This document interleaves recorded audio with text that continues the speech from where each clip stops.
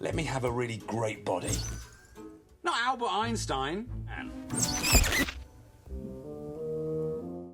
The story opens in 1972 with the launch of the Atlas Centaur rocket. This vessel carried a probe on a remarkable mission to travel beyond our solar system into the deepest regions of space in search of intelligent life. To introduce our species, the probe was equipped with a plaque that featured an image of a human man and woman, along with a map showing how to find Earth. In the present day, we meet Neil Clark, an English writer with many praises and with high accomplishments in life. Well, I think I probably achieved that by looking into my own soul, Catherine. I listened to its cries for help. Its yelps. I spent 5 long years having opened the doors of human perception, and... Sorry about this, it's...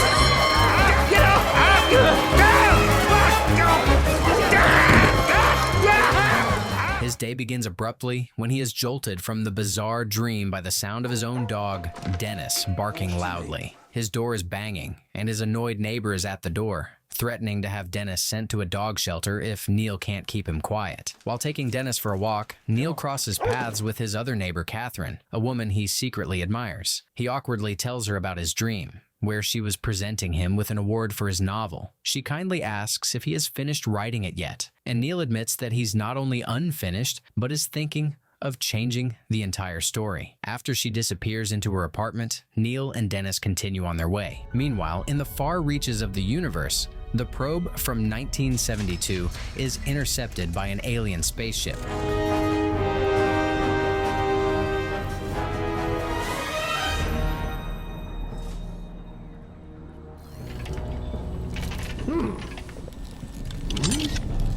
Garage Gerendel packed up.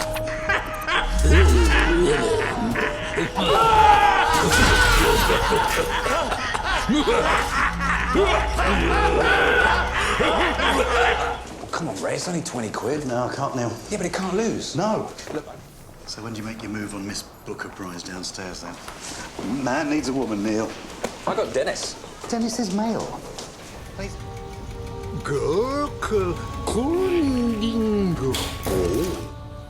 Accessing representative images of Earth. Another member of the Intergalactic Council insists they follow galactic law, which requires them to conduct a test to see if humanity is worthy of joining their cosmic community. Bhaskar. Communication will be carried on in the language of the species to be judged. Is that better, Cardi? Understanding you now, Shawan. We should not pronounce a destruction order before we've given these Earthlings a chance to prove themselves. They're clearly not a superior species. Thank you for explaining it to me, Sharon. Not at all, Miss Barker. Elsewhere, Catherine is having a difficult day. She is trying to end a relationship with a persistent man named Grant and is being pressured by her boss at the television studio to humiliate a famous author during an interview, even though she loves his work. Her boss dismisses her concerns, stating that personality, not books, is what makes good television. Later, Neil sees Catherine looking upset in a grocery store. In a moment of simple kindness, he offers her a tissue and tries to make her smile with a silly joke about the high price of herring. She thanks him and leaves, a small connection made between them. At that very moment, the Galactic Council finalizes its plan. One Earthling will be chosen randomly to prove that they understand the difference between good and evil. The Earthling will be capable of doing absolutely anything. But if he uses it for good, Then we welcome them to the intergalactic community. Commencing random selection of Earthlings. Charlie, good. Wait. Selected.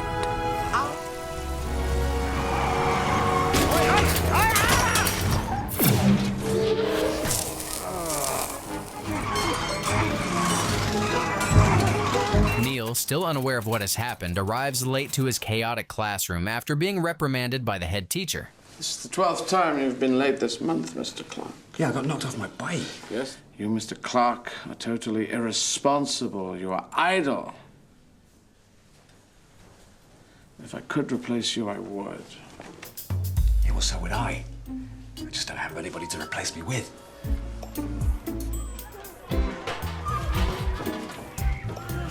During his lunch break, he complains to Ray about his unruly students in class 10C. Ray asks Neil what he would wish for if he could have anything he wanted. Neil jokingly replies that he would have a spaceship come down and destroy class 10C. Immediately, a powerful explosion is heard. Neil runs to the classroom to find it, along with all the students, has been vaporized. The aliens, monitoring from their ship, contact their operative who fired the laser, reminding him that he cannot kill the test subjects before the evaluation is complete.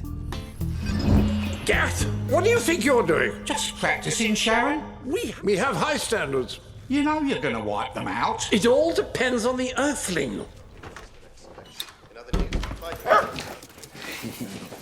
At Kinbrook Comprehensive School, there's an explosion killed 38 pupils.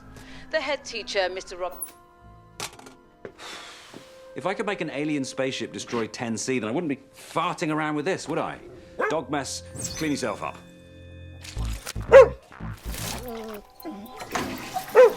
The power, however, is dangerously literal. When Neil wishes for a new bottle, it comes to life and hops away, leading Neil and Dennis on a wild chase that ends with the bottle smashing a store window. When the police arrive, Neil panics and wishes for Dennis to help, causing the dog to attack an officer.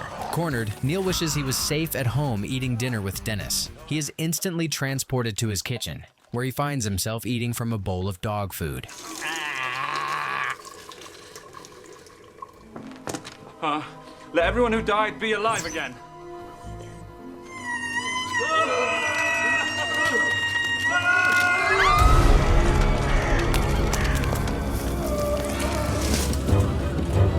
Oh, come on! I meant everybody in 10C be alive again! Obviously not! Me have a really good idea about what to do next. Let the explosion never have happened. He finds himself instantly back in the school lunchroom, listening to Ray talk about his crush, Dorothy. Meanwhile, Catherine is at work, talking to the producer, when suddenly Grant shows up. Mind you gotta play your cards right. What the hell are you doing here? Oh, don't I get a kiss? I'm calling security. No, not just the charming, high-flying military strategist. Hello, security. Just a humble officer who adores you. No, there's no hope. Kath, I came all the way to England to see you. Doesn't that show you how much I care about you? No, I'll catch you later, honey. Convinced it was all a terrible dream, Neil returns to his class. Just for fun, he tests his dream by wishing for Class 10C to become a model class of eager students. To his amazement, it works. The power is real. Neil begins to use his ability for small personal gains. He wishes for his stern headmaster to be nice to him for a change, which leaves the other staff members speechless. He then grants Ray's wish by making Dorothy worship the ground Ray walks on. Let Miss Pringle worship Ray. Ray!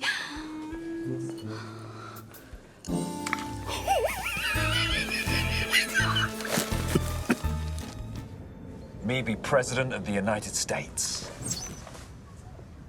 Me be President of the United States. Thank God we found you, sir. Sorry?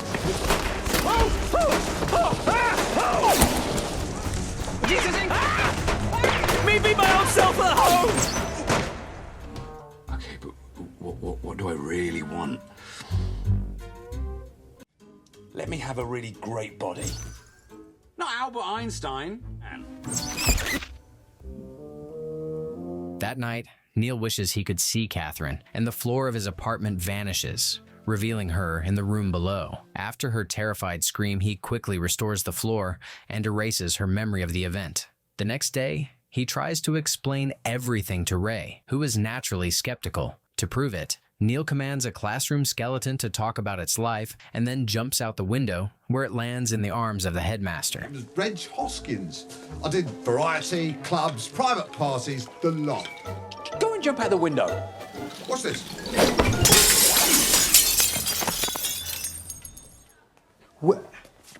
How did you do that? Let me see you do another one. Bunch of flowers in my hand. It's pathetic. Bloody hell, Palmer, did you just throw this out the window?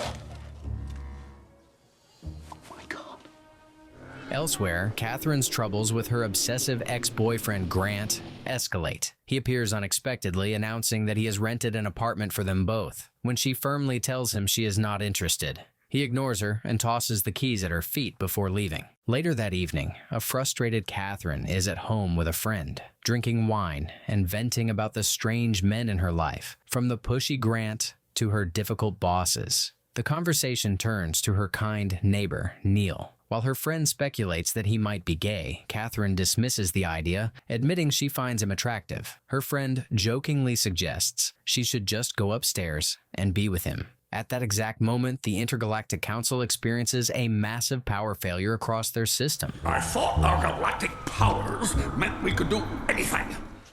Catherine from downstairs being madly in love with me. Hi. Hi. You're not gay, are you? No. Let's go to bed.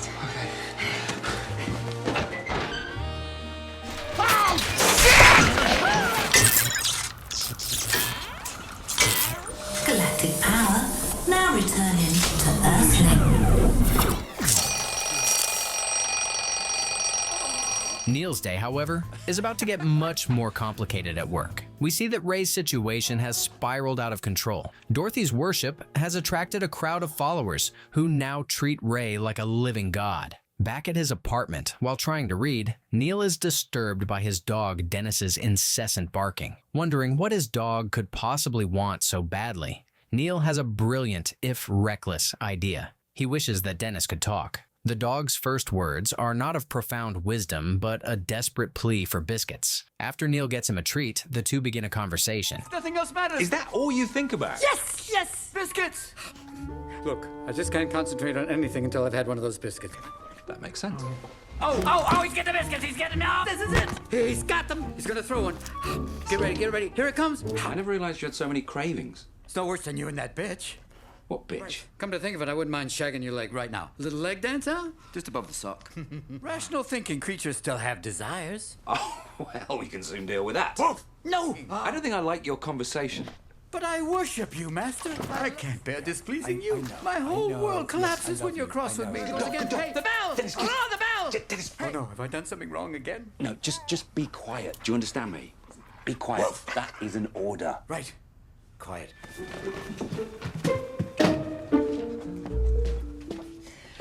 So, look, about last night. Yes. I've always really enjoyed talking to you. I probably wouldn't have jumped on you like that if I hadn't. Yeah. Okay. Well, then let's just forget it. It never happened. No, that's not what I'm saying, Neil. Shag her, Neil! That's Dennis. Shag her, Neil! I better get him the shagger. It's a special wrench that plumbers use. I thought I told you to shut up. Please, can I shag your leg? Why do I always end up with creeps? I'm not a creep. There's a cat, Neil! Neil! In a panic, Neil wishes for Dennis to go back to being a normal dog and rushes after Catherine. He is stopped first by Grant and then by a desperate Ray, who begs Neil to undo the wish that made Dorothy worship him. With no time to spare, Neil frantically turns Ray into a duck and then a sausage, just to get past him and his followers. When Neil finally catches up to Catherine in a store, she wants nothing to do with him. Their argument is bizarrely interrupted when a cashier accuses Neil of shoplifting the sausage he is holding, which is, of course, Ray. After paying for his friend, Neil turns him back into a human. Watching all this from afar, the aliens on the council note that their test subject shows absolutely no signs of using his power for any kind of greater good. Later, Catherine returns home to find that Grant has broken in and is waiting for her. Terrified, she locks herself out and screams at him to leave. Neil, hearing the commotion, suggests a plan. She can pretend to leave, then sneak into his apartment to hide until Grant is gone. Okay. Catherine, come back. I'm leaving! Okay. I'm coming. She's coming to dinner. This episode looks at doggy fantasies. Who? Catherine. Oh, the bitch. No. Yeah, well, you know how to pretend, don't you? It's called acting. What do you mean, like when I'm having my tummy tickled? Just pretend to be a perfectly ordinary dog, okay? Can't I join in the conversation just a little bit? Somebody at the door! Hey! Sibel! Just one more peep out of you, okay? And the flea collar is going back on again. Bark. Woof. Hi. Has he gone? No, I don't think so. Oh, Dennis, down. Why do dogs like that so much? Neil tries to comfort her by making her a bowl of soup, which she declares is the most delicious thing she has ever tasted. Taking his chance, Neil attempts to explain everything, that he has powers, that he can do anything, that he even made his dog talk. He tells her that if she wants a bigger desk at work, she can have it. She looks at him with disbelief, just as Dennis tries to warn them that Grant is climbing up the outside of the building. Suddenly, Grant smashes through the window holding a gun. Who is this guy? She didn't tell you? I'm her fiance. You're not my fiance, Grant. Oh, you know how long you'd last on a battlefield, soldier? I'm sorry, Neil. That long. Yeah, I'm warning you. Who is this guy? Don't you suck on this, Grant! asshole. Put that away, Grant. What could I say? Grant become a fairy? How about Grant go back to where you came from? It's Grant! How about kiss my ass? Grant, stop it! I prefer let all bullets bounce off me. Go on, shoot me. What's the matter, Grant? Shut up. Go on, shoot me. Neil, he will. No, he won't. Yes, I will. You idiots, both. Grant be stuck on the ceiling. Oh, shit! Grant be standing in front of me. Isn't he great? I love you. I love you so much. Dennis, keep out of this. Grant seizes the opportunity and knocks Neil unconscious. Meanwhile, at her office, Catherine is told she has been given a new, larger desk with a beautiful view. Stunned, she finally understands that Neil was telling the truth. Back at the apartment, Grant has tied Neil to a chair and prepared a list of selfish wishes. He threatens to shoot Dennis unless Neil reads them word for word. Nod if you understand. 1 wrong word, and the dog gets it. Item number 1, let's go. Come on. Item number... Now, wave your hand. What? Wave your hand! Yes! Yes! Oh, it's beautiful. Neil! Neil? Neil? Across the city, Grant's ridiculous wishes are coming true. All police uniforms turn pink, and all traffic lights turn permanently green, causing massive car crashes. Catherine and Ray finally reach Grant's apartment and break in just as Grant forces Neil to read the final, most cruel wish, for Catherine to fall madly in love with Grant and desire him completely. To save Dennis, Neil reads it. Come on now, wave your hand. Come on. Neil, don't! Come on, wave your goddamn hand! But I don't want to love him, Neil. I don't want to go anywhere near him. I don't... Grant, I love you. Dennis, be free. I'm free! I'm free! Please. Grant, become a corgi. What? Oh, shit. Do it, Grant. Me be free. Yes, yes! Catherine be her normal self and not in love with Grant. Oh, no. Get Dorothy Pringle, think about Ray the way that you used to. Get lost, you creep! Thanks, Neil. Thanks a whole bunch. Any thoughts? Well, the dogs seem all right. Yes, the dog's all right. The next day, Neil tries to talk to Catherine, but she tells him she can't trust someone who can alter reality at will. That evening, Neil confides in Dennis that everyone hates him. He realizes he has only used his powers selfishly. Determined to make things right, he decides to solve the world's problems. He wishes for an end to world hunger, for everyone to have their dream house, for an end to all war, and for the reversal of global warming. He and Dennis turn on the news only to see that his grand plans have backfired catastrophically. The abundance of food has led to mass obesity. The entire planet has been covered in housing developments. And with no reasons left to fight, nations are now declaring war on each other for no reason at all. To top it off, the Earth begins to rapidly freeze over, heading for a new ice age. Shocked, Neil undoes every single wish. Let everything go back to how it was before I started trying to make everything better for everybody. Absolute power doesn't corrupt. It just drives you bloody mad. Tell Catherine I love her. Don't do it, Master! I love you! Don't you love me? I can't stand the responsibility. Oh, wait a second. I can't swim. Master, help! You do love me, Master. Of course I love you, Dennis. At that moment, the aliens' time is up. They review Neil's actions and, in their twisted logic, conclude that his final efforts to make things better for others were a sign of weakness. They sentence Earth to immediate vaporization. On the shore bench, Dennis has a simple, brilliant idea. He tells Neil, "You could give the power to me. I'm a dog. I only want to follow my master's orders." Dennis, you're a genius. Not bad, huh? Commencing destruction. Yeah, it's like you just wave your hand, like that. I feel it. Wow! Yeah. What are you thinking, Dennis?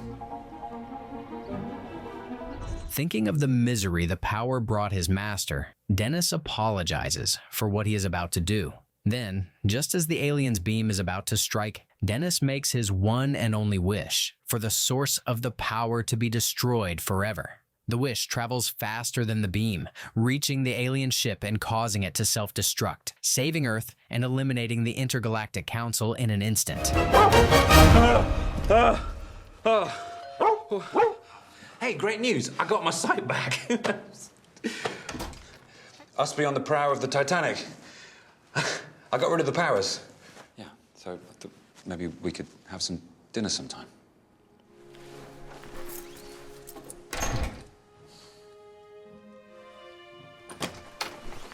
How about tonight?